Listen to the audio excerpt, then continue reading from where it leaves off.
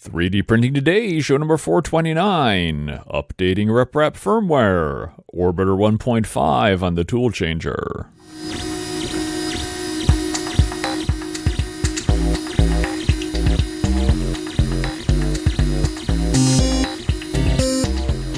Welcome back to 3D Printing Today, the podcast about all aspects of 3D printing. Hobby, professional, industrial, it does not matter. We cover it all. My name's Andy Cohen, and I'm here at Mr. Whitney Potter. How you doing, Andy? Doing pretty good. So Anycubics announced a whole bunch of new 3D printers. Some of them do look interesting and promising, in particular the SLA machines. But I think I really want to talk about the FDM or FFF machines, the conventional hobby machines that they just announced. There's two of them, a Cobra and I think a Cobra Max. Cobra Max. Yeah. I printed it on my Cobra Max. Yeah. They do sound cool. I have to admit we don't have one, but we're looking at the pictures of them. And I think we would both agree, so what? I mean, they're both Mendel's. They're both CR10 Ender 3 derivatives. Mm-hmm. There's nothing there that differentiates them. They do come with I want to actually say it the way they described it because it's just so amazing. A low maintenance platform. Ooh, yes. After printing, the models can be removed by gently bending the spring steel magnetic platform.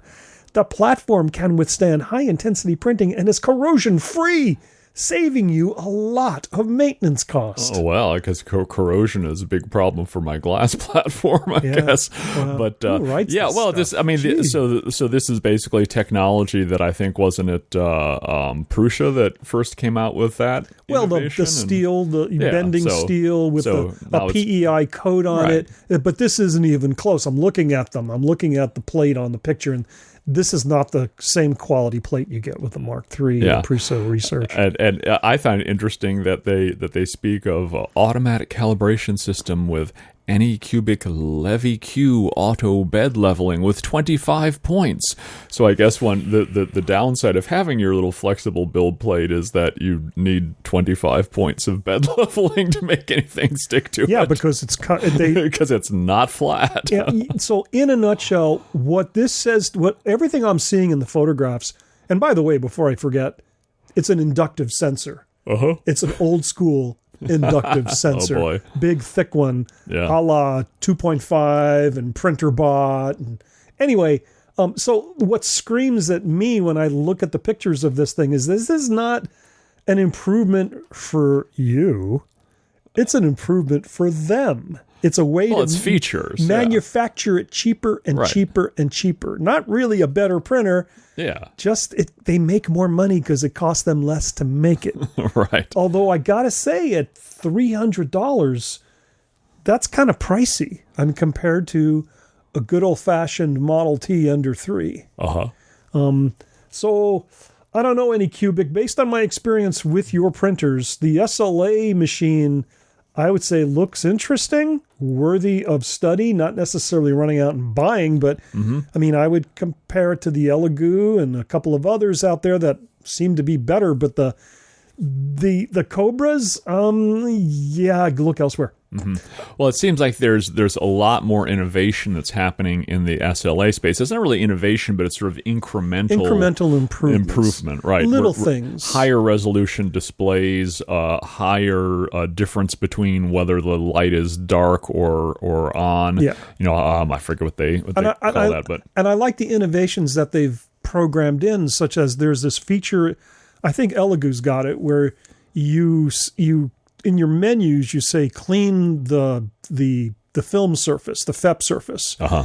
And so it assumes little bits have all floated down onto the FEP. Gotcha. Right? And so you hit that on the menu. And it just fuses them all into a layer? Yeah, it fuses into a layer. And if you have the forethought to put something down that'll stick out of what's left of the goo, you can then lift that. It peels off it all everything. You don't have to worry about little bits that might break your FEP in your glass. Yeah.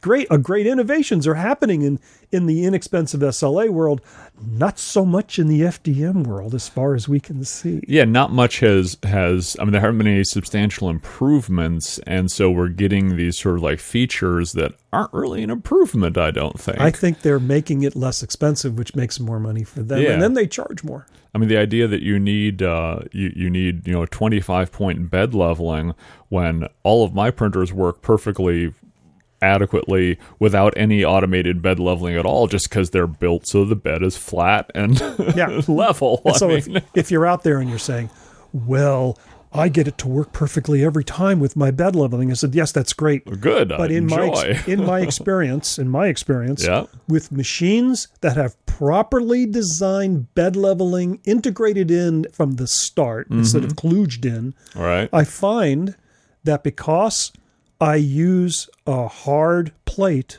and I keep it clean, and I only have to run the leveling thing like every now and then. I rarely have to do it. Only when I change a nozzle or I put on a clean plate or I have to take the plate off. I rarely do it again and again and again. A lot of people, they put the bed leveling sequence, the actual test sequence, into their start G-code. So every print, it goes through that routine.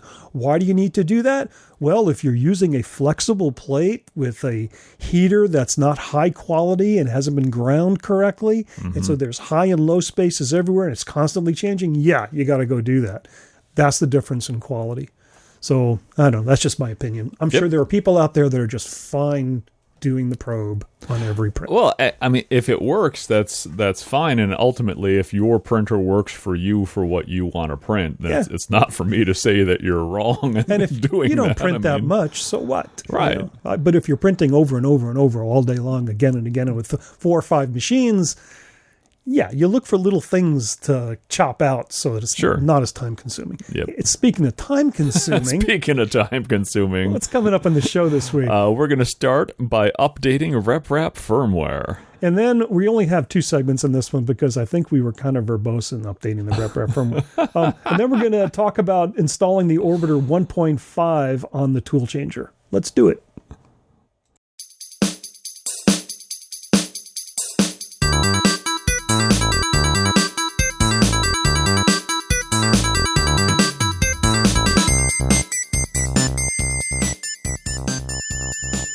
So there's a philosophy that one could have about firmware. Like, if you've got something that works well, unless there's something broken or some new functionality, why update the firmware? Why take a chance of breaking it? Because you're compelled to by the manufacturer. Yeah. So when I put the tool changer together, it took me months to work out all of the settings, all of the position info, all of the scripts. It took me months to get it working to the point where I could download something and just print it. It was not easy. It was not bad. I mean, I enjoyed every minute of it, don't get me wrong. Right.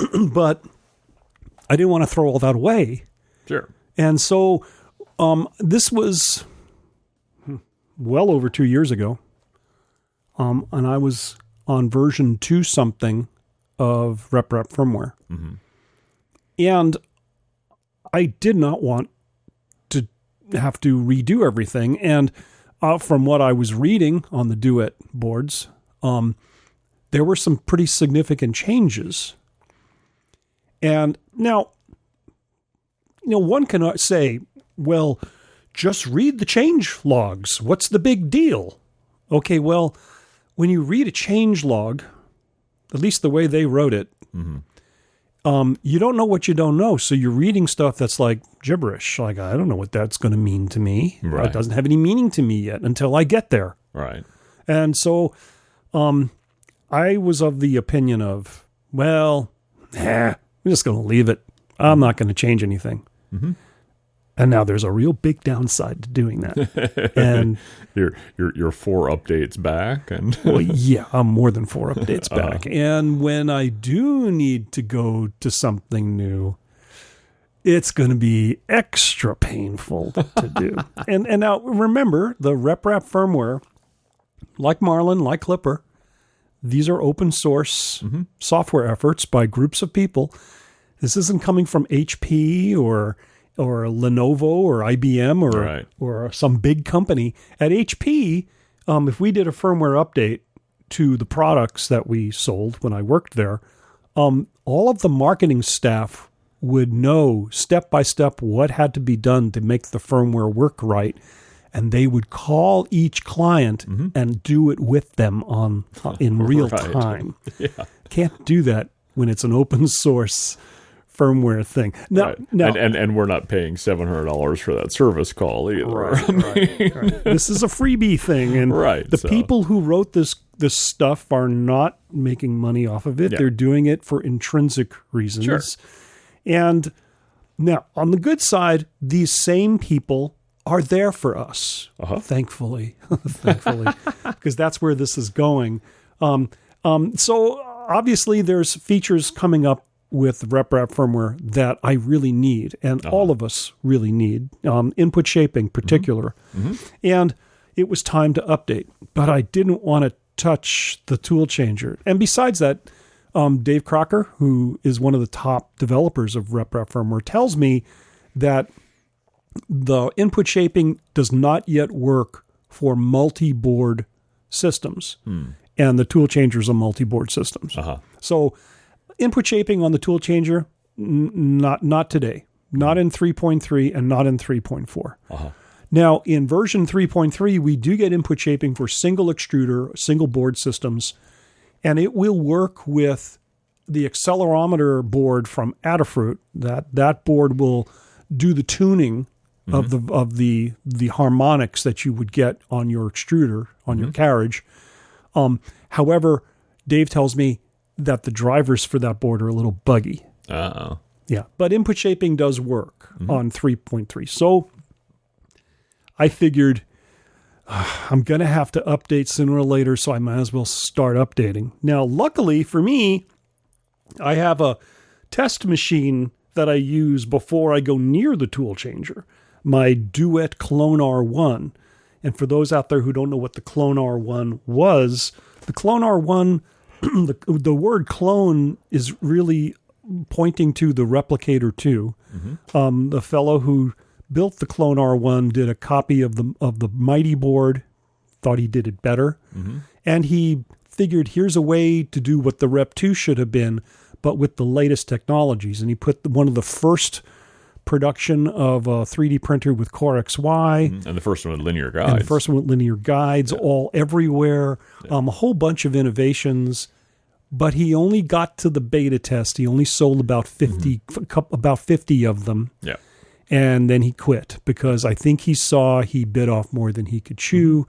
It was not as easy as he had thought it would be, and I don't think he made it. I think he lost quite a bit of money on it. Yeah, well, I don't think he wanted to run a company. I think he just wanted to, have a test bed for his cool ideas and put it out to some friends. And since then, his Mighty board clone died, and I replaced it with a Duet board, and I've modified the snot out of this thing.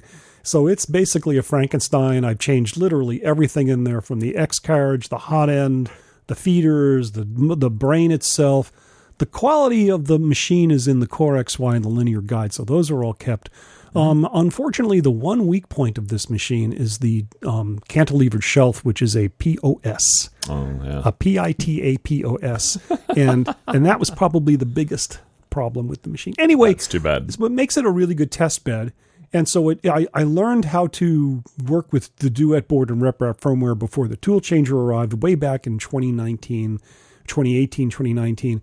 And so today I used it to update from version 2 point something to version 3.3 of the RepRap firmware. Okay, so this is basically jumping off a cliff into a rabbit hole. That's basically what this is. I mean, jumping off a cliff and trying to get into a rabbit hole. Well, no, I fell into that rabbit hole. okay. I went into the rabbit hole at high velocity. Okay. And I should have walked before I ran, but I just knew... need some metaphor clarification here. So I tried walking. I looked at all the change logs. Version 2, X, this one, to this one, to this one. I got to 3.0 and I'm like, I'm not going to remember any of this stuff. I don't know what I'm going to have to change. I'm just going to have to wing it and see what happens. I've had times on my printers where I've just rolled shit back. And I was prepared to roll it back. Yep. And I got told to roll it back a bunch of times. Yep. Okay, so I dove in first, and the first thing you're supposed to do when you're moving from 2x to 3x is go from 2x to 3.0.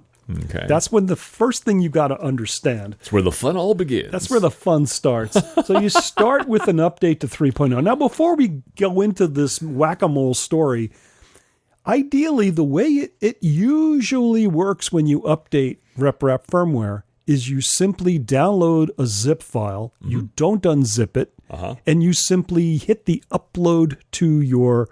Using the web interface, the DWC, you simply upload that zip file to the system directory, not the jobs directory, the system or the firmware directory these days, because it's 3.x, and it knows to unzip it and put the files in the right places.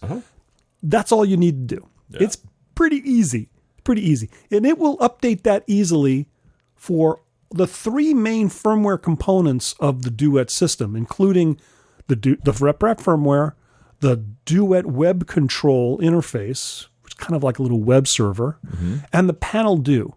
Today, you can update the panel do from the DWC, the Duet web control. Yeah. Okay, but not if you're version 2.x. Forget about it. So none of that's possible. If anything, you're in for a major effort. Brain surgery. Yeah. So it starts with when I went to 3.0, I neglected to stop it from installing the DWC. It automatically installed the I should not have done that. You should install 3.0 separate from the latest DWC, because the DWC, the Duet web control, depends upon a specific directory that's not there yet. Okay. So right away I broke the Wi-Fi access. And I go online, and thankfully somebody says, here's a command you throw in there, it'll know where to go. So I did that command, and I'm back on Wi-Fi. Oh, that's good. And I mean, I've got notes here. Of what I had to do, all the major things that tripped me up, but I could tell you that's only maybe a third. Sure. So most of it I just lost because I was playing whack-a-mole. Fix this, fix that, fix this, fix that, fix this. Anyway, these are the big ones. So if you want to start from your old config.g file, now the config.g file is your setup. And if you want to start from that and then from scratch write a new config.g file from using the changes, forget about it. It's not that easy. It's pretty hard because there are some arbitrarily named titles that they gave to all of the pin locations on the Duet board. Right. God forbid they would have used the actual labels from the Duet board. No, they couldn't do that. Instead, they had to pick, and I'm sure there's reasons for it. I just don't know what they are. Instead, they came up with these arbitrary names, and as you assign a label in the setup, you have to assign it to a pin. Now that's in version 3.0 and up, right? Which means it's really, really, really hard to do that because there's no rhyme or reason to it. There's no logic that you can see in the code that will tell you first name it this way and then that name is used everywhere else. It doesn't work like that. It's because it's in the background, that title's in the background. There's no visibility to it. So it's not really human readable. Okay. So what you have to do instead is go to the web page that starts the load, a brand new load of the Duet ReprapFirmware and go through their web interface that says how many extruders do you have. So you're basically rebuilding the machine from the start. Rebuild it from their interface. That was going to be my next suggestion. Right. So you start again. You start with that. Now, I did that, and it didn't work. I wonder why.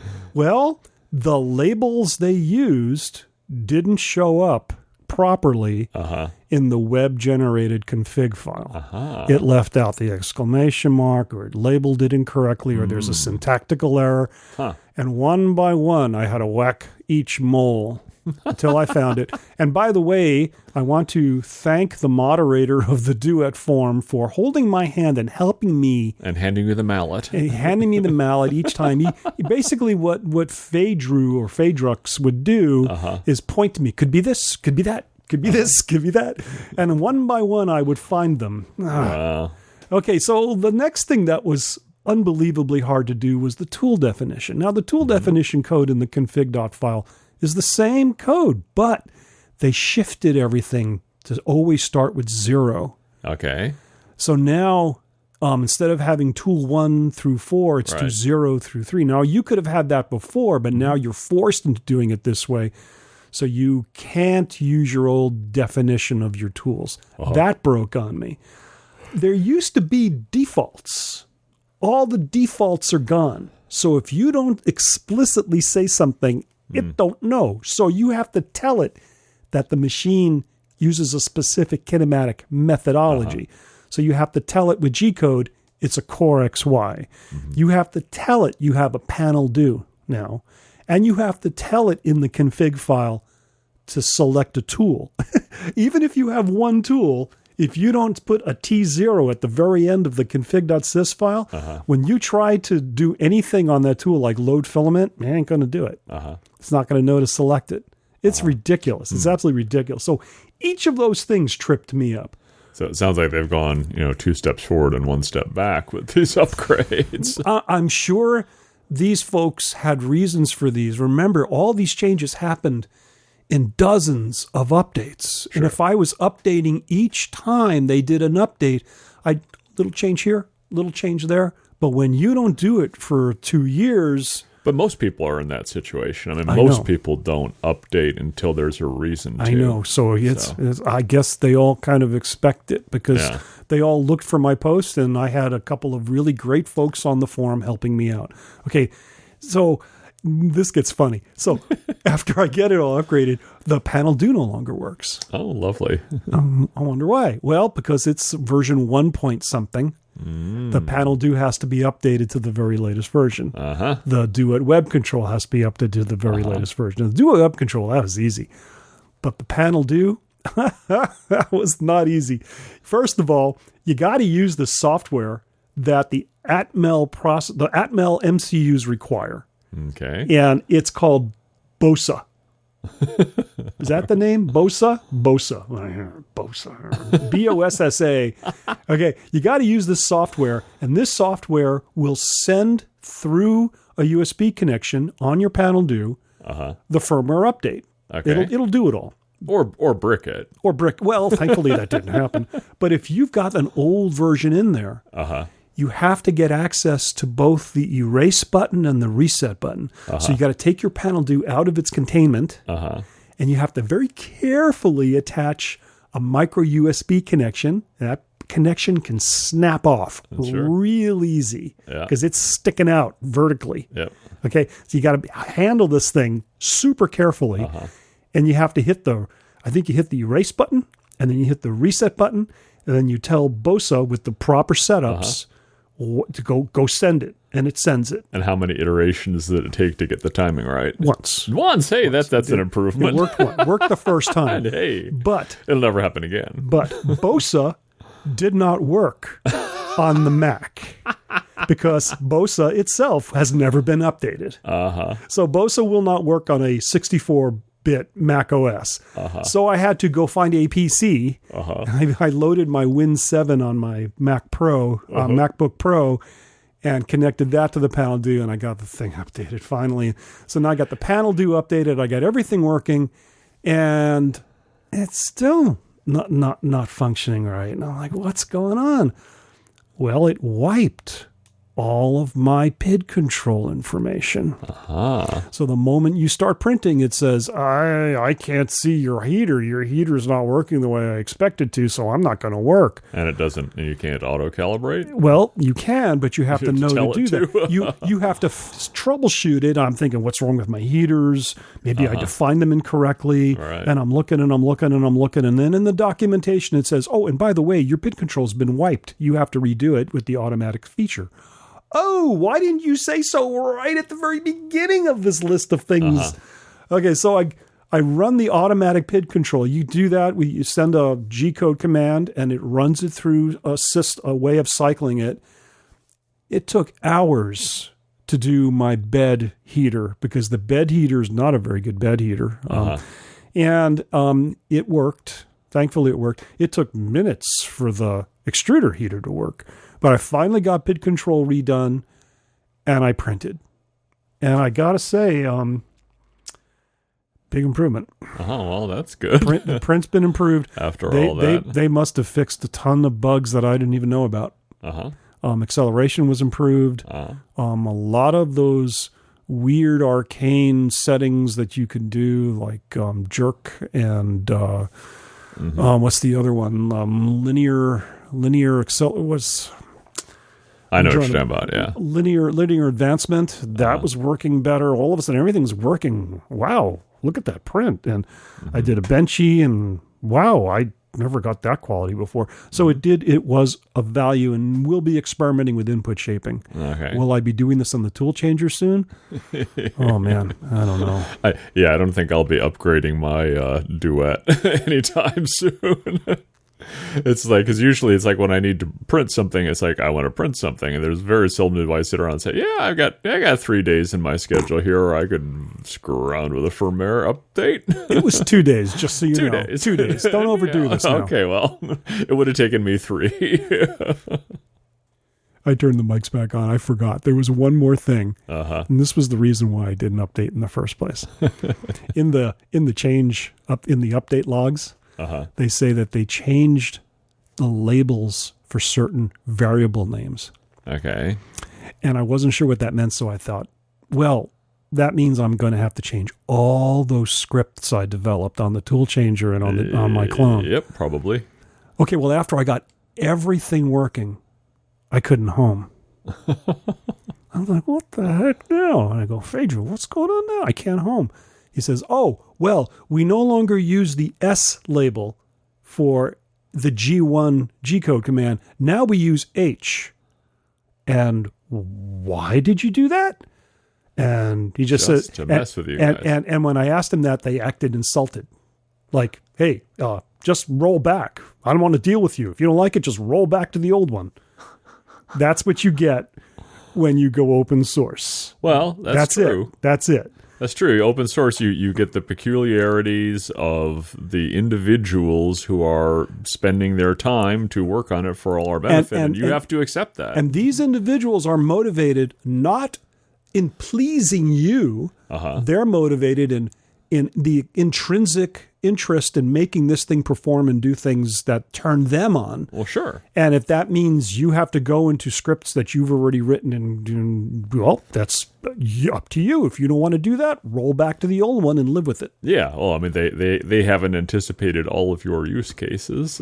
So. Yeah, there's one simple use case, updating old firmware.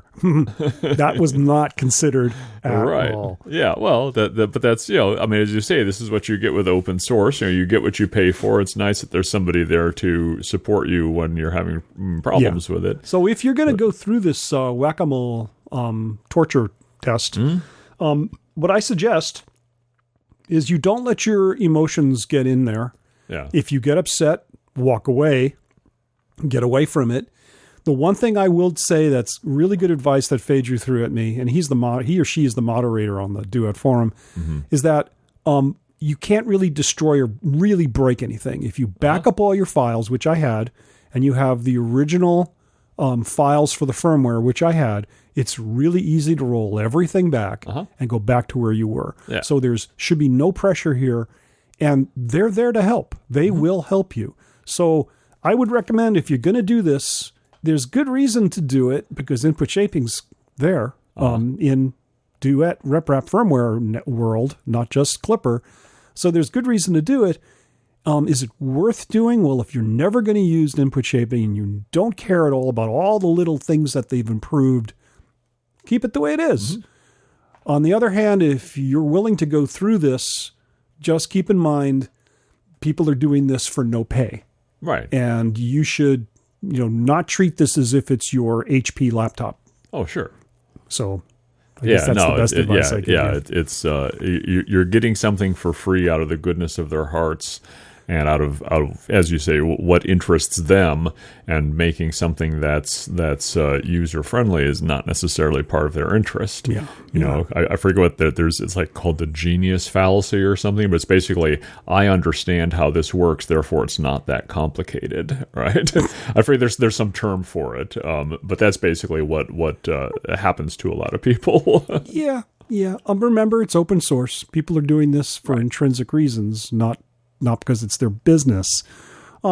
Anyway, was it worth doing? Yeah, it was worth doing. I'm glad I did it. I'm a little sorry I didn't update when I should have. Should I update the tool changer? Well, I went onto the tool changer forum at E3D and I posted, hey, I just went through this incredibly painful sequence of events and updating 2.x to 3.3 on my Duet clone. Has anybody here done that for their tool changer? Mm-hmm. Well, that was 3 weeks ago. Nobody replied.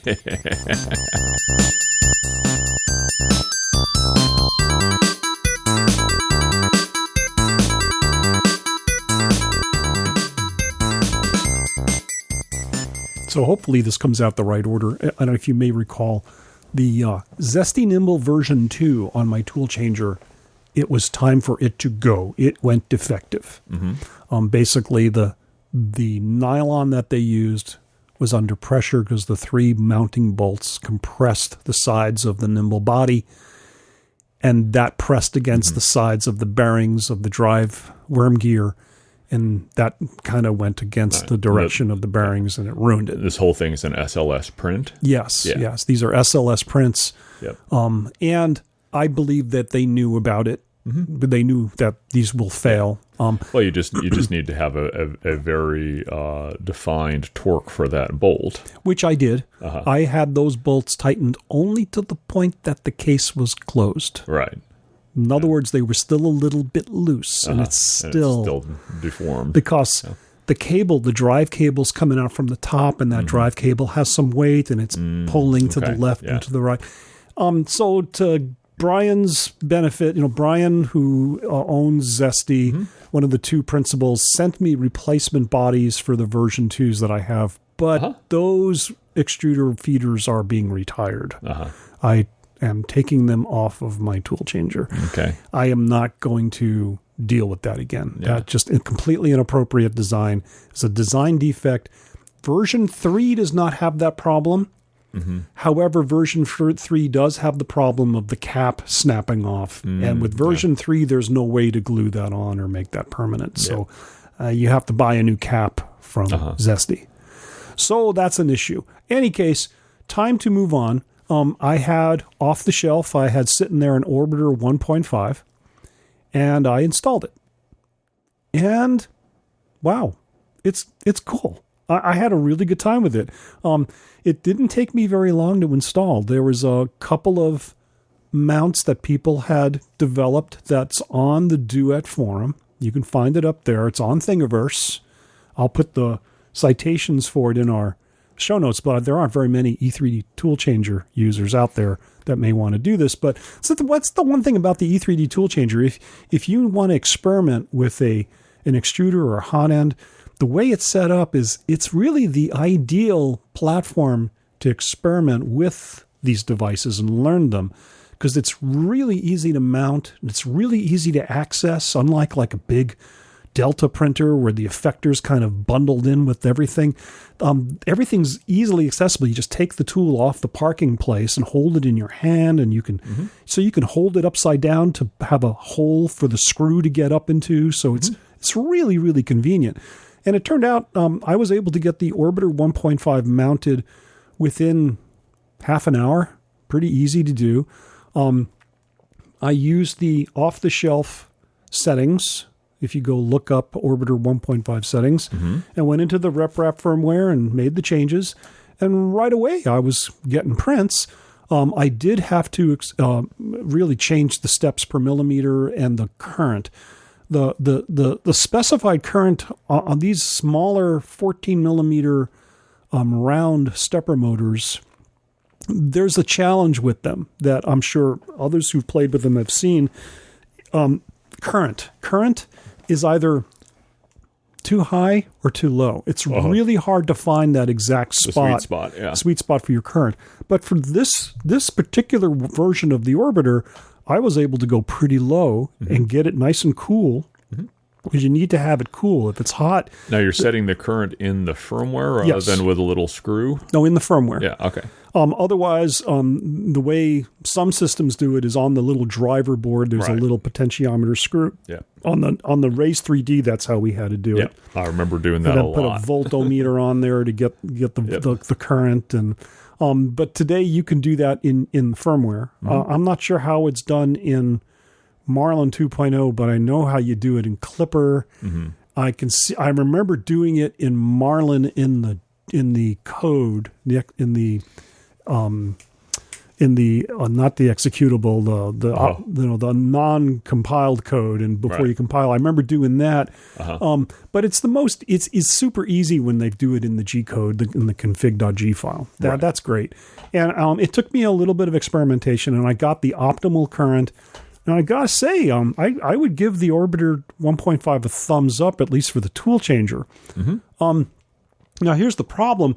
What this Orbiter does that's interesting and different is it gets its torque by using a planetary gearing. So the little tiny stepper motor drives these 3 Delrin gears, and these 3 Delrin gears have a big ring gear around them, and that ring gear attaches to the drive wheel, and the drive wheel has a gearing on it that attaches to the other side drive wheel. So there's 2 hobbed drive wheels that are geared, so they work together like Bondtech and the old Stratasys systems work together. Yeah, it looks like a good system. So it's a dual grip, and it's a very, very, very, very positive. You get really, really good control of the extrusion. And that's what we're looking for. That's why we love the Bondtech so much. Get really precise control of exactly what's going through the hot end. And that's why we really like it when we minimize the distance between where the hobbed gears touch the filament to where the filament melts and goes out the hot end. That the smaller, the shorter that distance is, the better. Hence, we got the Hemera. Hemeras are designed to be the minimal distance. Well, it depends on how much you want to retract, though. This is true. You can't retract very much if you've got no space to retract. That's a good point. Yeah. The length of distance between the Orbiter and the hot end on the tool changer is a little bit longer than I would have liked because there's distance between the feeding area and the top of the V6 hot end that I'm using. But it worked great. Major thumbs up on the Orbiter 1.5. And with minimizing that distance, you actually shouldn't need any retraction, really. I mean, you should just need enough to take the pressure off. Right. So I'm kind of jazzed about the Orbiters. So I went ahead and I ordered 4 version 2s. And the plan is to replace all the Nimbles and the Orbiter 1.5 with version 2s, which are smaller, more compact, and actually mount a little bit easier than I had. With the mount that I had for the version 1.5, I had to go into the step file for the mount and elongate the holes because the tolerances were just not there. I had to loosen up the tolerances or it just would not mount.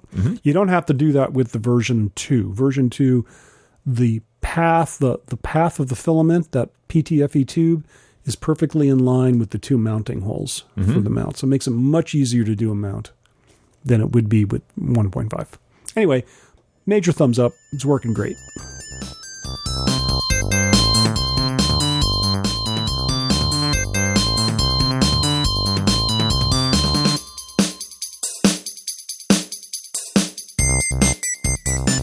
Oh boy, Whitney, another show written to the hard drive, waiting for encoding, uploading, and commitment on our feed to all of our very supportive listeners. Thank you all out there for your support on Patreon. Thank you for your positive reviews, wherever those can be made. And hey, thanks for listening. We do it for you. We do it for fun. Still no advertising, nothing out there that we would see that we would ever want to advertise, frankly. Although I think if Stratasys knocked on my door, I might listen. It could be bludgeoned. I could be forced with a free Stratasys machine. Anyway, we got a thing of the week this week. It's called the Pencil Extension by a Thingiverse user whose handle is David3Design. Otherwise known as David Randazzo from Italy. Now, this doesn't look like much of a thing when you look at it. It's just a pencil extension. But if you buy high-quality pencils, like my daughter's an artist, and I buy her pencils like once every 3 or 4 years, and each pencil's like a couple of bucks easy. And these are high-quality pencils. You want to use the whole pencil. And what this does is it's basically a sleeve. You slide the pencil into it with a little set screw, and it makes it kind of useful. Or you can like hang around the golf course, like at the clubhouse where people like throw away their golf pencils after they're around, you know? Use them, and then you can take those and put them in this and make them into real pencils. Actually, that's not a bad idea. You're like, hey, I might do that. Yeah, that's not a bad idea. Let's see. So that's from David3Design. That would be thing number 5290037. If you've got a tip, a question, or a candidate thing of the week, what are you waiting for? Send us an email to info@3dprintingtoday.com. That's THREE, followed by the letter D, printingtoday.com. Again, we invite you to join our forum on Google Groups. Go to Google and search 3D printing tips and tricks. When you get there, if you want to post, you have to hit that join button. You know, I want to make a comment here. You know, we post brief notes on both Facebook at the 3D Printing Today podcast group and on our forum on Google Groups. But these show notes are simply the URLs for things we talk about most of the time and what our segments were, so that you can track back, or you can say, well, I'm not interested in any of those, so I may not want to listen. We understand. But if you're listening to the show, and this has happened at least half a dozen times, and they're always from Facebook, I get requests for show notes that are way more detailed than this rather short blurb with some URLs and some descriptions. This show is free, and we do this on our spare time for free, for fun.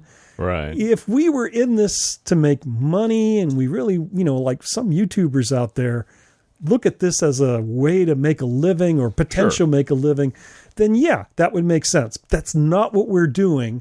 We're doing this for the community, for fun, to get information out, to spur the fun aspect of 3D printing, and to continue the hobby. So we apologize if you're looking for way more information. I suggest you... Sorry if our free podcast isn't good enough for you. Yeah, sorry. I suggest you, when you see the name of the segment or you hear something, Google it and you'll find more data. There's tons of information out there. You really don't have to depend on only this podcast. Our idea is to pull on all these little bits from everywhere, bring them all together. If you hear something really interesting that we mentioned, Google it. Yeah, chances are that's how we found it. Chances are that's how we found it. Although Meltio I got from a friend of mine. That's cool. We're be talking about Meltio. Meltio, yeah. All right. So we do have a show next week. Show number 430. We do. We start out talking about advanced tuning. We're going to be installing the Orbitor V2s on the tool changer. And then open builds. Oh boy. I guess that's it. Great. Thanks for listening.